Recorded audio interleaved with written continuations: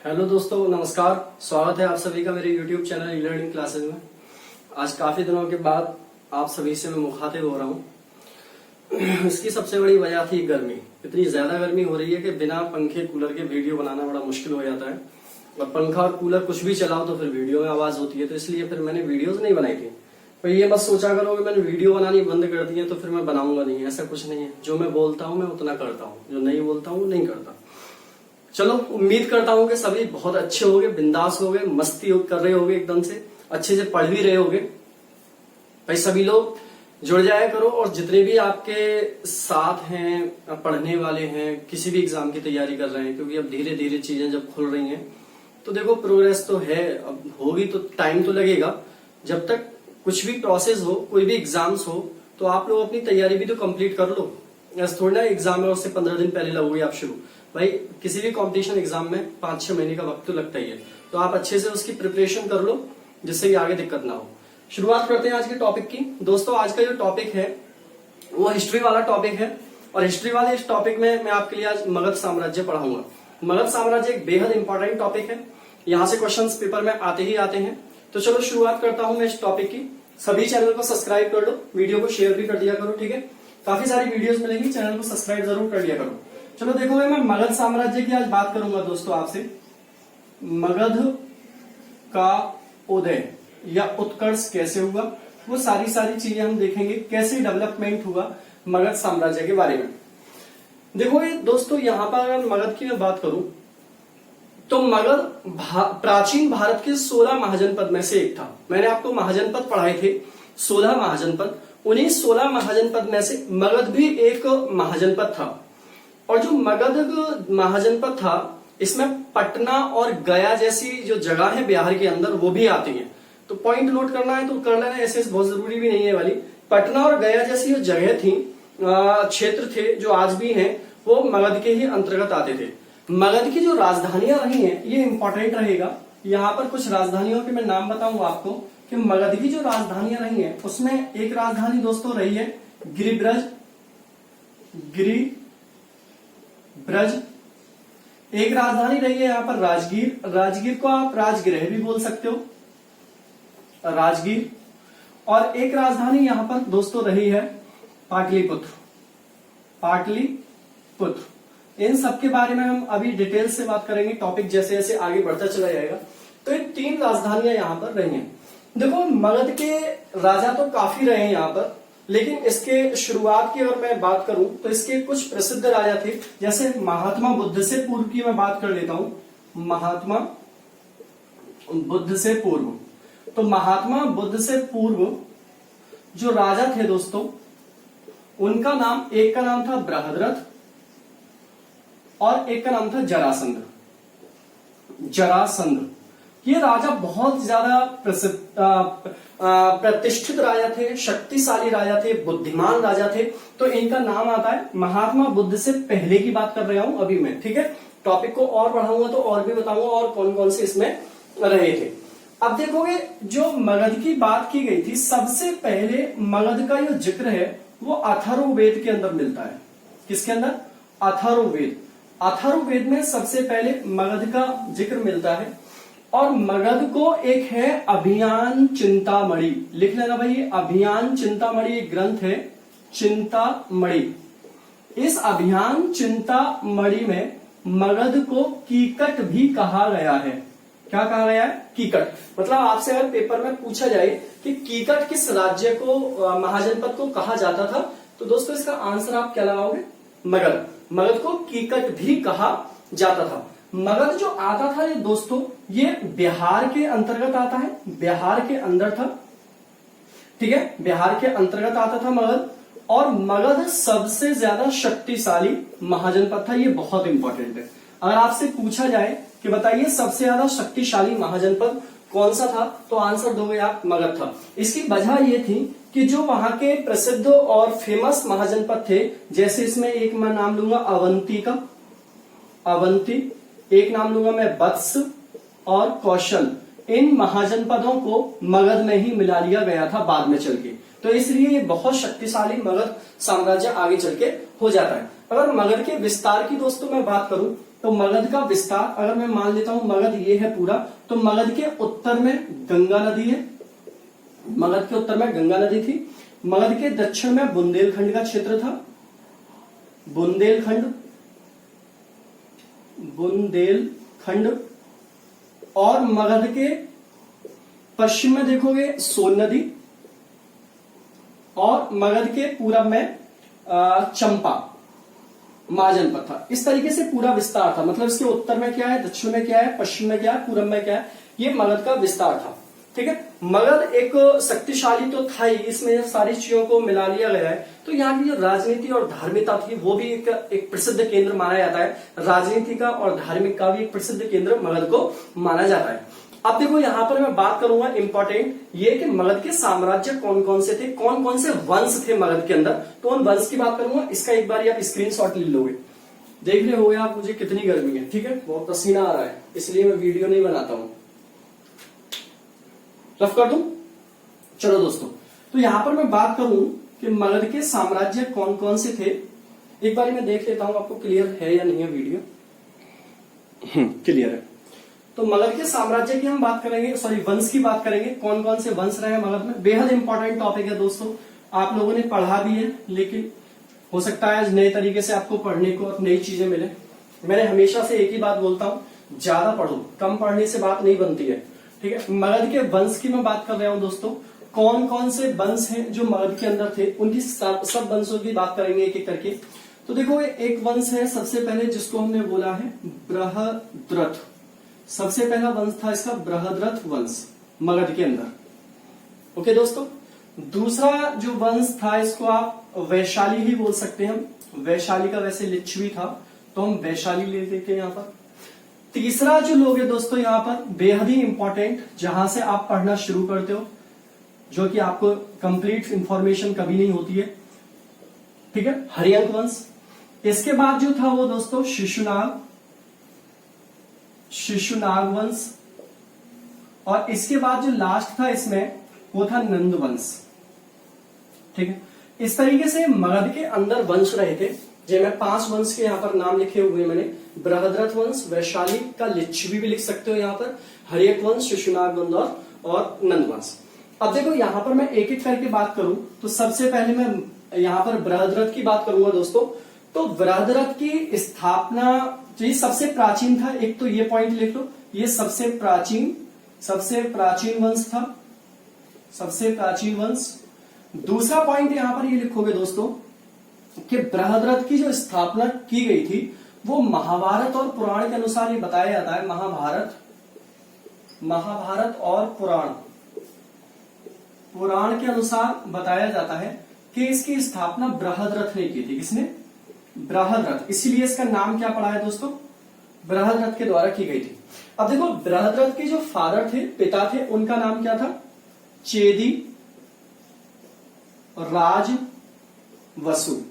क्या नाम था दोस्तों? चेदी राज वसु। और बृहद्रथ का जो पुत्र था उसका नाम क्या था? जरासंध। तो देखो ये टॉपिक आपको बिल्कुल क्लियर हो जाएगा, मैं एक एक पॉइंट बहुत धीरे धीरे पढ़ाऊंगा सारी चीजों को क्लियर करके। ये कौन थे? पिता थे, और ये कौन था? पुत्र था। ठीक है, तो ये बात क्लियर हो रही है कि बृहद्रथ के पिता का नाम क्या था और पुत्र का नाम क्या था। कहने को तो ये कहा जाता है कि यहाँ पर बृहद्रथ वंश के अंदर 10 राजा रहे थे, 10 राजा इसके रहे थे टोटल। लेकिन इन 10 राजाओं में सबसे ज्यादा प्रतिष्ठित और सबसे ज्यादा प्रभावशाली जो राजा थे वो बृहद्रथ और जरासंध थे। जरासंध के बारे में ये भी इंफॉर्मेशन है कि जरासंध ने काशी, मालवा,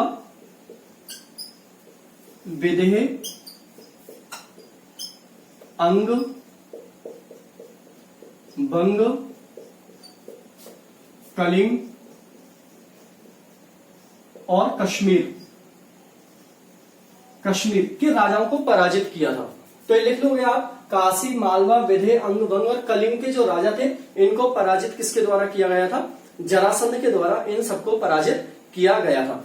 तो यहां से देखोगे कि बृहद्रथ काफी इंपॉर्टेंट हो जाता है यहाँ पर कि बृहद्रथ वंश की स्थापना किसके द्वारा की गई थी और ये किस किस तरीके से हुआ था। आगे चल के इसमें यह हुआ था कि जरासंध के, देखोगे मथुरा का एक शासक था, मथुरा के बारे में तो सभी जानते हो, मथुरा का शासक था, राजा था जिसका नाम था कंस। क्या नाम था? कंस। ठीक है, जानते हो ना इतनी बात तो मथुरा के राजा कंस ने, ठीक है, जरासंध की दो पुत्री थी, एक का नाम था प्राप्ति, एक का नाम था अस्ति, ठीक है ना, अस्ति और प्राप्ति, इन दोनों से शादियां कर ली थी किसने, कंस ने, ठीक है। तो ये भी आपको इंपॉर्टेंट रहता है, आगे चल के काफी सारी चीजें इसमें होती हैं, वो सब जानने की आपको जरूरत नहीं पड़ेगी इसमें, तो ये काफी इंपॉर्टेंट है, आपको ये वाले पॉइंट याद रखना है, इससे रिलेटेड किससे, बृहद्रथ वंश से रिलेटेड आपको याद रखना है। दूसरी बात, अगर यहाँ पर वैशाली वाली की जाए, मैं रफ करूं इसको, स्क्रीनशॉट लो, चलो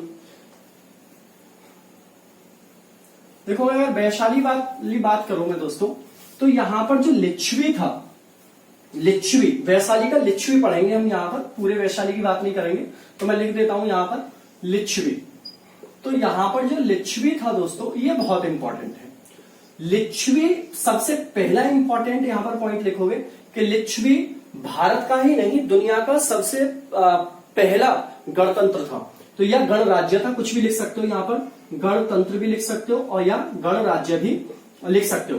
तो सबसे पहला भारत का और सबसे पुराना गणराज्य किसको कहा जाता है, लिच्छवी को कहा जाता है। यहाँ का राजा था चेटक, और चेटक की पुत्री थी चेलना। तो चेलना भी यहाँ की शासिका रही थी, और इसी से विवाह किसने किया था, आगे चल के चेलना से विवाह बिंबिसार ने किया था। किसने किया था दोस्तों, बिंबिसार ने यहाँ पर इससे विवाह किया था, और वैशाली के लिच्छवी को हर्यक वंश में मिला लिया था, मतलब मगध साम्राज्य में मिला लिया था। अब देखो, ये तो इतनी इंफॉर्मेशन आपको जाननी है यहां से, इसके आगे का जो है हर्यक वंश, ये बहुत इंपॉर्टेंट है। तो देखो, यहीं से शुरुआत करता हूं मैं, चलो भाई शुरुआत करते हैं हर्यक वंश से। सबसे पहले हम देखेंगे कि हर्यक वंश का संस्थापक कौन था। हर्यक वंश को पढ़ेंगे पूरे डिटेल्स में। तो देखो, इसका जो संस्थापक था दोस्तों, वो सभी जानते हो आप, उसका नाम क्या था, बिंबिसार। हर्यक वंश का संस्थापक कौन था, बिंबिसार हर्यक वंश का संस्थापक था। तो बिंबिसार का टाइम पीरियड कितना है, 544 बीसी से लेकर 492 बीसी तक, ये इसका क्या रहा है, टाइम पीरियड रहा है हर्यक वंश के अंदर, ठीक है। मतलब ये स्थापना किसने की है हर्यक वंश की, इसने ही की है बिंबिसार में। इसके पिता का नाम क्या था, बिंबिसार के पिता का नाम, तो इसके पिता का नाम लिख लो गया बौधिस। क्या नाम था, बौधिस इसके पिता का नाम था, ठीक है। तीसरी इंपॉर्टेंट बात लिखोगे बिंबिसार के बारे में कि इसने 3 नीतियों को अपनाया था। 3 नीतियों को इसने अपनाया था हर्यक वंश के विस्तार करने के लिए। नीतियां कौन कौन सी थी, 3 नीतियां जो इसके द्वारा अपनाई गई थी, ठीक है। जिन नीतियों को इसने अपनाया था वो कौन सी थी 3 नीतियां जिसके द्वारा इसने हर्यक वंश का विस्तार किया था। तो इन तीनों नीतियों की मैं बात करूंगा, एक सेकेंड, तीनों नीतियों की यहां पर बात करूंगा, कौन कौन सी थी तीनों नीतियां जो इसके द्वारा अपनाई गई थी दोस्तों। तो देखो, उन 3 नीतियों में सबसे पहली नीति थी जिसको बोलते हैं हम विवाह नीति, विवाह नीति, पॉलिसी ऑफ मैरिज। दूसरी नीति थी इसकी युद्ध नीति, युद्ध नीति, और तीसरी नीति थी दोस्तों इसकी मित्रता नीति, मित्रता नीति। ये 3 नीतियां इसके द्वारा अपनाई गई थी, विवाह नीति, policy of marriage, policy of war या बैटल, पॉलिसी ऑफ फ्रेंडशिप। ये 3 नीतियां अपनाई थी किसने, बिंबिसार ने। अब देखो, ये इंपॉर्टेंट भी है यहां पर विवाह नीति इसकी। विवाह नीति के तहत इसने किस किससे विवाह किया है वो मैं आपको बताऊंगा, इंपॉर्टेंट। तो सबसे पहले हम विवाह नीति देखेंगे इसकी कौशल महाजनपद से। कौशल जो महाजनपद था दोस्तों, इसकी जो रानी थी उसका नाम था महाकौशला। क्या नाम था, महाकौशला। और महाकौशला की जो पुत्री थी उसका नाम था दोस्तों कौशल देवी। महाकौशला की जो पुत्री थी उसका नाम था कौशल देवी, कौशल देवी। इस कौशल देवी से ही विवाह किसने किया था, बिंबिसार ने किया था, ठीक है। तो एक पहला पॉइंट, इसने किससे विवाह किया, कौशल देवी से विवाह किया। अच्छा, एक बात और जान लेना यहां पर, जो कौशल देवी थी इसके भाई का नाम क्या था, प्रसन्नजीत, जो कि कौशल का राजा रहा। ये भी इंपॉर्टेंट रहेगा, जो महाकौशला का कौन था, पुत्र था। महाकौशला का कौन था, पुत्र था, पहली बात। दूसरी बात यहां पर लेंगे हम वैशाली से, वैशाली। अब वैशाली की बात करूं तो यहां का राजा, जैसे मैंने अभी आपको बताया था, चेटक। क्या नाम था, चेटक। और इसकी चेटक की जो पुत्री थी उसका नाम क्या था? चेलना। क्या नाम था? चेलना। और इस चेलना से भी विवाह किसने किया दोस्तों? बिंबिसार ने किया। और इस तरीके से यहां भी लिच्छवी के अंदर भी घुसाया। तीसरी इसमें जो बात करेंगे वो करेंगे भद्र देश की। किसकी? भद्र। दिख रहा होगा मुझे लग रहा है, नहीं दिख रहा हो तो मैं बोल रहा हूं भद्र, नहीं तो यहां पर बता देता हूं। इस वाले तीसरे वाले पॉइंट को यहां देख लेते हैं। मैं यहां पर भद्र देश की बात कर रहा हूं। और भद्र देश की जो रानी थी दोस्तों उसका नाम क्या था? मदरा।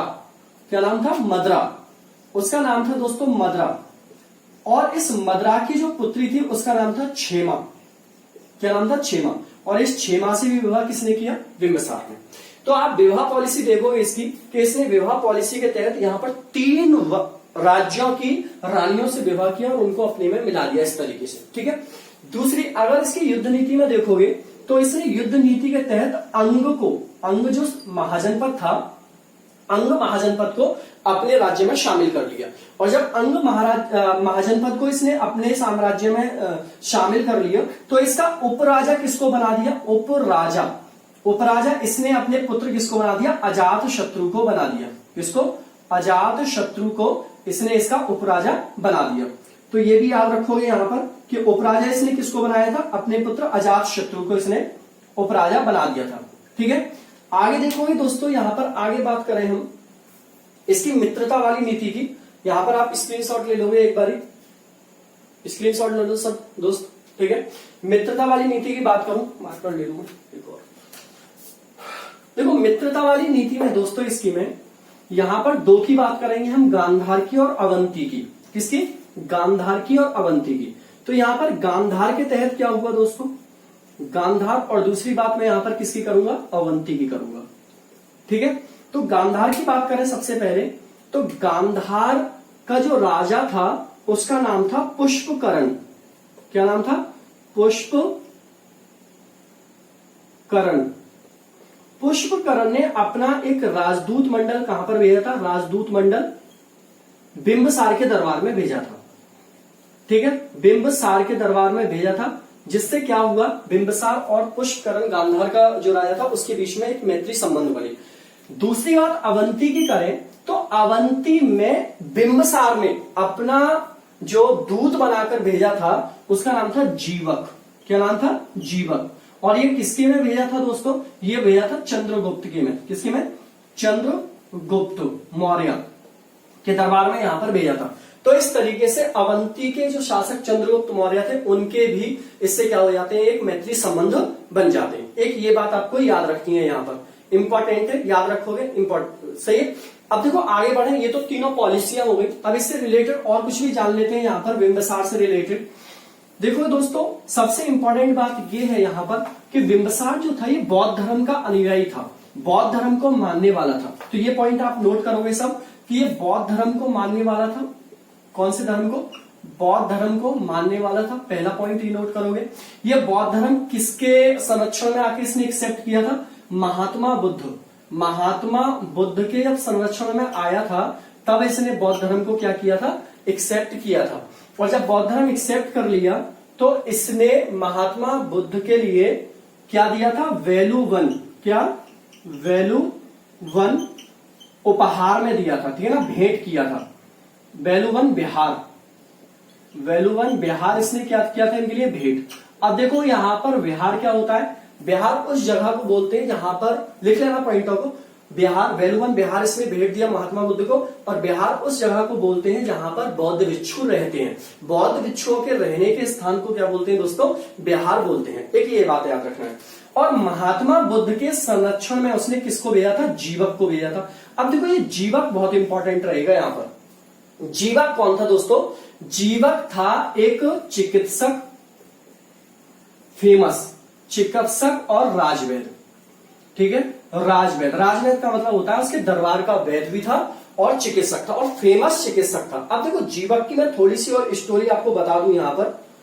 जीवक के बारे में यह है दोस्तों कि जीवक की जो मां थी उसका नाम था आम्रपाली। क्या नाम था? आम्रपाली। अब देखो इस आम्रपाली की अगर बात करूं तो आम्रपाली जो थी यह वैशाली के लिच्छवी में एक डांसर थी, नर्तकी। क्या बोलते हैं? नर्तकी थी, नर्तकी भी थी और ये वैश्या भी थी दोस्तों, नर्तकी और वैश्या, और बेहद खूबसूरत थी। ठीक है, बेहद खूबसूरत थी, नर्तकी भी थी, वैश्या भी थी, और इसकी खूबसूरती पर मोहित होकर बिंबिसार ने इस पर अटैक किया, वैशाली के ऊपर, और इसको ले आया नर्तकी को अपने दरबार में, और फिर इसी से विवाह संबंध बनाया इसने। जो भी संबंध बनाए हो, विवाह संबंध हो या कुछ भी हो, तो उसी संबंध से किसका जन्म हुआ दोस्तों? जीवक का जन्म हुआ। तो जीवक इस तरीके से पैदा हुआ अम्रपाली से और बिंबिसार से। जीवक को फिर पढ़ने के लिए इसने कहां पर भेजा? तक्षशिला में। और फिर जीवक आगे चलकर एक बहुत प्रसिद्ध क्या बना? चिकित्सक और राजवैद्य बना। इसका नाम हिस्ट्री में बहुत फेमस रहता है। ठीक है, एक ये बात याद रखनी है। दूसरी बात बहुत इंपॉर्टेंट दोस्तों, very very most important, Bimbisara प्राचीन इतिहास का पहला राजा है। बिंबिसार प्राचीन इतिहास का पहला राजा है जिसने एक स्थायी सेना रखी थी। ये स्थायी सेना रखने वाला पहला राजा था। ये लिख लो भाई पॉइंट, पहला राजा था, इसने स्थायी सेना रखी थी, और ये अपने आप को श्रोणिक कहता था। क्या कहता था? श्रोणिक कहता था। ये भी इंपॉर्टेंट रखना कि श्रोणिक किसको कहा जाता था? किसको कहा जाता था? इसी को कहा जाता था, बिंबिसार को श्रोणिक। और ये कहा जाता है कि इसके अंतर्गत करीब 80,000 गांव आते थे। मतलब इसका जो एम्पायर था, इसका जो साम्राज्य था, वो लगभग 80,000 गांव तक फैला हुआ था। तो इतनी बातें बिंबिसार से आपको याद रखनी पड़ेंगी दोस्तों। अब देखो, बिंबिसार का जो बड़ा पुत्र था उसका नाम क्या था? दर्शक। और दर्शक को इसने उत्तराधिकारी बनाया, लेकिन आगे चलकर बना कौन? अजातशत्रु। कौन बना दोस्तों? अजातशत्रु। अब अजातशत्रु ने क्या करा? इसकी स्टोरी पे आ जाते हैं यहाँ पर, अजातशत्रु की पे। अजातशत्रु का सबसे पहले यहाँ पर टाइम ले लेते हैं, हेडिंग बना लोगे सभी लोग, अजातशत्रु। अजातशत्रु का टाइम लोगे 492 से लेकर 460 बीसी तक। ठीक है, ईसा पूर्व में चलेगा। अजातशत्रु ने क्या काम किया? जब ये शासक बना, इसके मरने के बाद वो स्टोरी बताऊंगा कैसे मरा। तो अजातशत्रु शासक बना तो इसके लिए बहुत ज्यादा कठिनाइयों का, बहुत ज्यादा परेशानी का सामना करना पड़ा। लेकिन अजातशत्रु बहुत ज्यादा शक्तिशाली था, बुद्धिमान था, और अपनी शक्तिशाली और अपनी बुद्धिमत्ता से उन सारे संकटों से ये दूर हो गया, उनसे निपट लिया। अब देखो, आए कैसे ये संकट इसके जीवन में? ये संकट इसलिए आए क्योंकि अजातशत्रु ने अपने ही पिता बिंबिसार को कैद कर लिया, और कैद करके इसको जेल में डाल दिया। और बिंबिसार अपने पिता को इसने बहुत ज्यादा प्रताड़नाएं दी, बहुत ज्यादा यातनाएं दी, बहुत कठोर दंड दिया, जिसकी वजह से बिंबिसार की क्या होगी? डेथ। अब देखो, बिंबिसार की डेथ होगी तो इसका प्रभाव दरबार में तो पड़ेगा, क्योंकि ये राजा है, जाहिर सी बात है। तो कुछ दरबारी भी इसके रुष्ट हो जाएंगे। और फिर जो बिंबिसार ने 3-3 शादियां की हैं, 3-3 महारानियां हैं, वो भी तो इसके अगेंस्ट में जाएंगी या नहीं जाएंगी? तो यही हुआ यहाँ पर कि जो सबसे पहली इसकी रानी थी, देखो यहाँ पर अभी नाम लिखा हुआ है, पहली से मतलब है जो इसने कौशल के मरने से इतना ज्यादा आहत हुई, इतना ज्यादा दुख लगा, इतना ज्यादा दुखी हुई कि इसकी डेथ हो गई। किसकी? कौशल रानी की डेथ हो गई। ठीक है, अब देखो, कौशल रानी की यहां पर डेथ हुई, तो अभी मैंने आपको क्या बताया था कि कौशल देवी का जो भाई था उसका नाम क्या था? प्रसन्नजीत।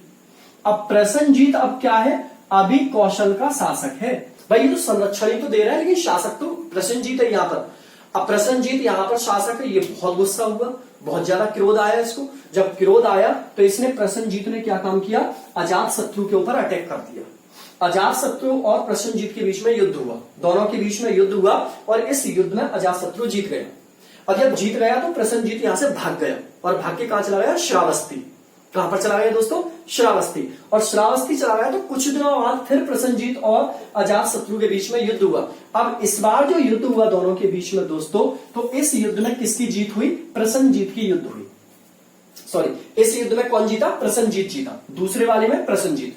जब प्रसन्नजीत जीत गया तो प्रसन्नजीत ने युद्ध में जीतने के बाद पता है क्या किया? कि प्रसन्नजीत ने अपनी पुत्री, जिसका नाम क्या था? वजीरा। क्या नाम था? वजीरा। वजीरा का विवाह किससे कर दिया? अजातशत्रु से। ये क्या थी? इसकी प्रसन्नजीत की पुत्री थी। ठीक है, अब इसका विवाह किससे हो गया? अजातशत्रु से। और अजातशत्रु से विवाह होने के साथ साथ प्रसन्नजीत ने अजातशत्रु को और कौन सा क्षेत्र दे दिया? काशी वाला क्षेत्र दे दिया। कौन सा दे दिया? काशी वाला। अब देखो, अजातशत्रु से विवाह हो गया, प्रसन्नजीत को भी मना लिया इसने। अब देखो, काशी भी मिल गया, और इसके अलावा देखो, वो कौशल देवी मरी तो इसको क्या मिल गया? कौशल भी मिल गया। देखते रहना भाई, 2 क्षेत्र मिल गए जो बहुत महत्वपूर्ण थे। अब रह कौन सा गया? बज्जी। बज्जी किसके अंतर्गत आता था? अभी वैशाली के अंतर्गत आता था। किसके अंतर्गत आ रहा था? वैशाली के अंतर्गत आ रहा था। अब यहां पर कौन थी भाई? चेलना। यहां पर कौन है? चेलना, क्योंकि इसी के अंतर्गत आ रहा है। अब चेलना की दो पुत्री थी, ठीक है। अब चेलना की दो पुत्री में उनका एक का नाम था हल्ल और एक का नाम था बेहल्ल, ठीक है। हल्ल बेहल्ल, ठीक। दोनों पुत्रियों को इसने क्या काम किया? चेलना ने जो हाथी थे इसके पास वो दे दिए, और जो गहने का, जो भी ज्वेलरी का बना हुआ हार था वो दे दिए। अब किसी बात को लेकर चेलना और अजातशत्रु के बीच में हो गई खटपट, आगे चल गई, ठीक है। कोई मनमुटाव हो गया। अब इस मनमुटाव के चलते अजातशत्रु ने चेलना से कहा कि भाई आपने जो हाथी और ज्वेलरी का जो भी हार आपने दिया है उसको वापस लो। अब चेलना ने इस बात के लिए मना कर दिया कि मैं वापस नहीं लूंगी। अजातशत्रु ने क्या काम किया? चेलना के ऊपर आक्रमण कर दिया। युद्ध हुआ तो अजातशत्रु ने ये भी अपने कंट्रोल में कर लिया। कौन सा? बज्जी। कौन सा? बज्जी। बज्जी कंट्रोल में आया। फिर क्या किया अजातशत्रु ने? मल्ल पर भी आक्रमण किया। मल्ल महाजनपद था, मल्ल को भी अपने कंट्रोल में ले लिया। तो इस तरीके से अजातशत्रु के समय बहुत बड़ा क्षेत्र मगध का हो गया। मगध ही पढ़ा रहा हूं मैं, मगध के अंतर्गत ही पढ़ा रहा हूं सर इसलिए। अब अजातशत्रु एक, देखो अजातशत्रु ने अपने पिता को मारा था, एक तरीके से यही कहेंगे ना। तो अजातशत्रु को इस वजह से क्या बोला जाता था दोस्तों? कुड़िक बोला जाता था। क्या बोला जाता था? कुड़िक। अपने पिता की हत्या करने की वजह से कुड़िक, या फिर आप ये कह सकते हो पितृहंता भी इसको बोला गया है। जो अजातशत्रु का मतलब होता है जो किसी से ना हारे, इसका मतलब ये होता है किसी से शत्रुओं का वध करने वाला, ना हारने वाला, इसको बोला जाता है। अब यहां पर आगे की स्टोरी क्या होगी कि अजातशत्रु जो था ये भी बौद्ध धर्म का मानने वाला था दोस्तों। अजातशत्रु जो था ये भी बौद्ध धर्म का मानने वाला था। अब इसने बौद्ध धर्म और ये जैन धर्म को भी उतना ही मानता था, मतलब लेकिन ज्यादा अनुयायी किसका था? बौद्ध धर्म था, बौद्ध धर्म का था। और इसके प्रमाण कहां से मिलते हैं दोस्तों? देखो अजातशत्रु की मैं बात करता हूं। अजातशत्रु, तो अजातशत्रु बौद्ध धर्म का मानने वाला था, ये पॉइंट भी लिखोगे अभी, ठीक है। दूसरी बात, इसके प्रमाण किस तरीके से मिले कि बौद्ध धर्म का मानने वाला था? इसने एक भरभूत, देखो ये भी पूछा जाता है, भरभूत स्तूप का निर्माण कराया था। किसका? भरभूत स्तूप का निर्माण कराया था, जिस पर इसने महात्मा बुद्ध की बहुत ऊंची प्रतिमा लगवाई थी। महात्मा बुद्ध की एक ऊंची प्रतिमा लगवाई थी, और उस प्रतिमा की ये वंदना पूजा करता हुआ चित्र में पाया गया है, जो भी पिक्चर है उसमें पाया गया है। इसलिए माना जाता है कि अजातशत्रु बौद्ध धर्म का अनुयायी था। इसके अलावा इसने राजगृह में भी एक स्तूप का निर्माण कराया था। कहां पर? राजगृह में भी एक स्तूप का निर्माण अजातशत्रु के द्वारा करवाया गया था। एक इंपॉर्टेंट बात याद रखना कि बौद्ध धर्म की पहली जो संगति हुई थी दोस्तों, बौद्ध धर्म की पहली संगति जो हुई थी वो किसके समय पर हुई थी? ये मैं पहले भी बता चुका हूं आपको। पहली जो काउंसिल हुई थी बौद्ध धर्म की वो अजातशत्रु के समय पर हुई थी, और ये राजगीर में हुई थी। कहां पर? राजगीर में हुई थी। और इसी समय पर बौद्ध धर्म दो भागों में बटा था, जिसे सूत पिटक और विनय पिटक कहा जाता है। सूत पिटक और विनय पिटक कहा जाता है। पूछ लिया जाता है पेपर में कि कौन सी संगति में बौद्ध धर्म दो भागों में बटा था। सूत पिटक और विनय पिटक इसको कहा जाता है। अब देखो अजातशत्रु का जो पुत्र था उसका नाम था उदयन। क्या नाम था? उदयन। अब देखो अजातशत्रु ने अपने पुत्र किसको मारा? बिंबिसार को मारा। तो भाई जाहिर सी बात है कि जैसी करनी वैसी भरनी, ठीक है। तो उदयन इसका जो पुत्र है वो किसको मार देगा? अजातशत्रु को यहाँ पर मार देगा। तो थोड़ी सी स्टोरी मैं यहाँ पर अजात उसकी भी बता देता हूँ, खत्म ही हो जाएगा हरियक वंश। तो देखो उदयन की अगर बात करूं मैं दोस्तों, तो उदयन का सबसे पहले हम समय देख लेते हैं। उदयन का समय रहेगा 462 से 444 बीसी तक रहेगा, ठीक है। इसको पितृहंता कहा जाता है सबसे पहले, क्योंकि इसने अपने पिता को मारा था। ये पितृहंता इसको बौद्ध धर्म के अकॉर्डिंग कहा जाता है, बौद्ध ग्रंथ के अकॉर्डिंग, लेकिन पुत्र प्रिय इसको जैन धर्म के अकॉर्डिंग भी कहा जाता है। नेक्स्ट इंपॉर्टेंट बात यह है कि इसने पाटलिपुत्र नगर की स्थापना की थी। पाटलिपुत्र किसके द्वारा बसाया गया है दोस्तों? ये बेहद इंपॉर्टेंट पॉइंट रहेगा। पाटलिपुत्र उदयन के द्वारा बसाया गया है, और ये अपनी राजधानी को राजगीर से कहां पर ले आया था? पाटलिपुत्र ले आया था। एक इंपॉर्टेंट बात ये। दूसरी इंपॉर्टेंट, इसके 3 पुत्र थे, जिसमें एक का नाम था अनिरुद्ध, एक का नाम था मंडक, और एक का नाम था दोस्तों नागदशक, ठीक। अब देखो शासन तीनों ने किया है, लेकिन जो अंतिम पुत्र था नागदशक, ये हरियक वंश का अंतिम शासक रहेगा। यहाँ पर ये बेहद लेजी, बेहद आलसी, बेकार, राजतंत्र से इसको कोई मतलब नहीं, ऐशो अय्यासी, शराब मदिरा में मस्त एकदम से, इसलिए जो इसका सेनापति था नागदशक का, उसका नाम था शिशुनाग।